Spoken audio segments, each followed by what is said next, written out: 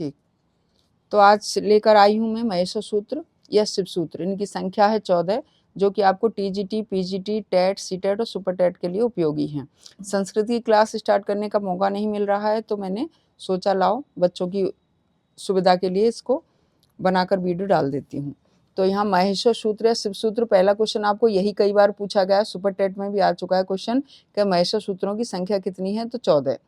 अब ये 14 महेश्वर सूत्र हैं कितने, ये कैसे हैं, ये रहे आपके सामने, और इनको कैसे बोला जाता है, उच्चारण कैसे किया जाता है, क्वेश्चन कैसे कैसे पूछे गए वो देख लें एक बार। सबसे पहला प्रश्न तो यही बना है कि महेश्वर सूत्रों की या शिव सूत्रों की संख्या कितनी है, 14।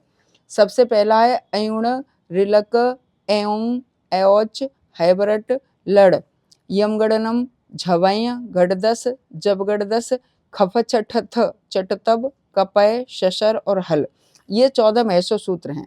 पाणिनि ने अपने अष्टाध्यायी में सबसे पहले इन्हीं का वर्णन किया है, क्योंकि उन्होंने कहा कि जब शिव जी की इन्होंने तपस्या की है और शिव ने प्रसन्न होकर जब 14 बार डमरू बजाया था, तो उस डमरू में से जो ध्वनियां निकली हैं वही कहे गए हैं महेश्वर सूत्र या शिव सूत्र।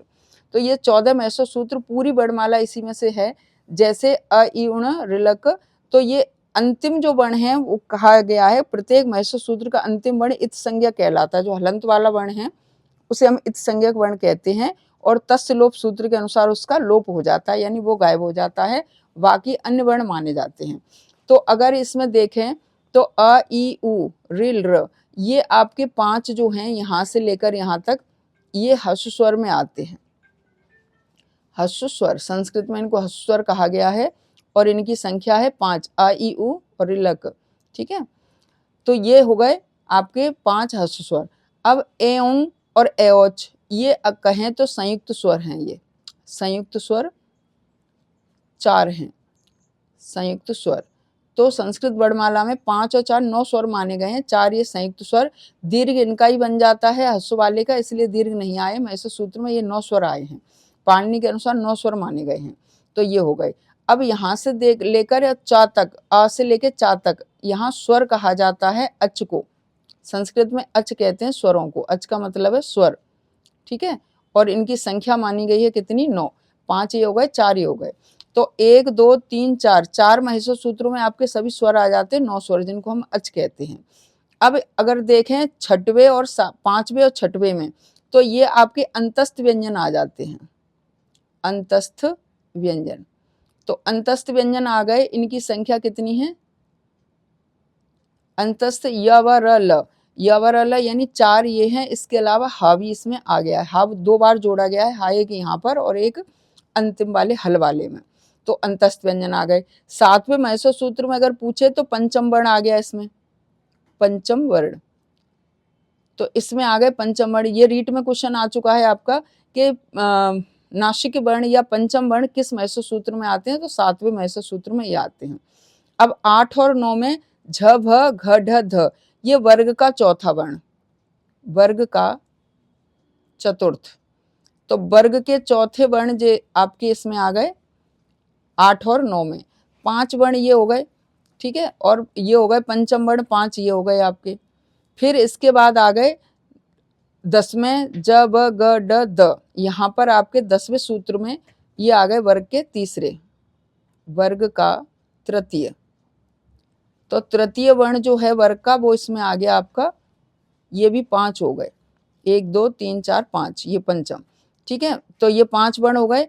अब आते 11 और 12 में, तो 11 और 12 में वर्ग का दूसरा और चौथा वर्ण आ जाता है वर्ण, जैसे ख, फ, छ, ठ, थ, यहाँ तक तो वर्ग का दूसरा हो गया।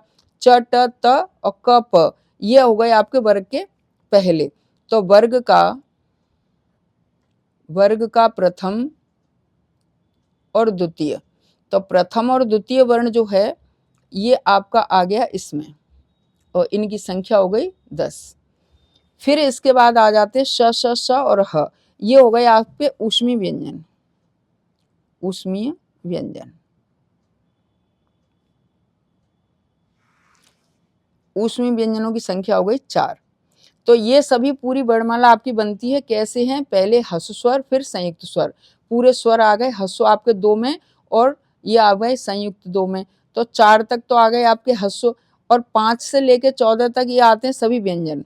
तो व्यंजनों में अगर देखें तो सबसे पहले अंतस्थ व्यंजन है, फिर है नासिक व्यंजन, फिर वर्ग का चौथा, तीसरा, दूसरा और पहला और ऊष्मीय। इस तरह से ये सभी व्यंजन आ गए। अब यहाँ देखा जाए तो स्वर आ गए आपके अच 1 से लेकर 4 में, और ह से लेकर 5वें से लेकर और ये 14 तक आपके यहाँ, इनको कहा जाता है हल। और हल होता है हम कहें तो व्यंजन। ये पूरे व्यंजन जो हैं नंबर 5 से लेकर 14 तक पूरे व्यंजन आ गए, इन्हें हल कहा जाता है और इनकी संख्या है 33। तो 9 स्वर और 33 व्यंजन ये पूरी वर्णमाला के आपके महर्षि सूत्र में माने गए हैं। और ये और याद ध्यान रखना, उसने पूछा कि प्रत्येक वर्ग का अंतिम वर्ण क्या कहलाता है, तो प्रत्येक महर्षि सूत्र का अंतिम वर्ण इत संज्ञा कहलाता है और उसका हो जाता है लोप। तो महर्षि सूत्र का बस इतना ध्यान रखना है, किसी भी वर्ग के पूछ सकता है पंचम वर्ण किस सूत्र में आते हैं, या स्वर कितने सूत्रों में आते हैं, व्यंजन कितने सूत्रों में आते हैं, स्वर और व्यंजन न कह के अच और हल कहेगा, तो ये है। या फिर उसने पूछ लिया महर्षि सूत्र या शिव सूत्र की संख्या कितनी है, कितने हैं, तो 14 हैं।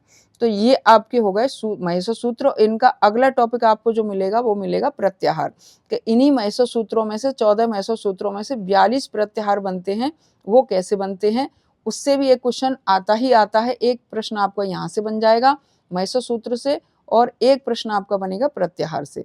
तो ये आप अच्छे से इसका फोटो ले सकते हैं और आप याद कर लें अगले के लिए। देखें अगला। धन्यवाद।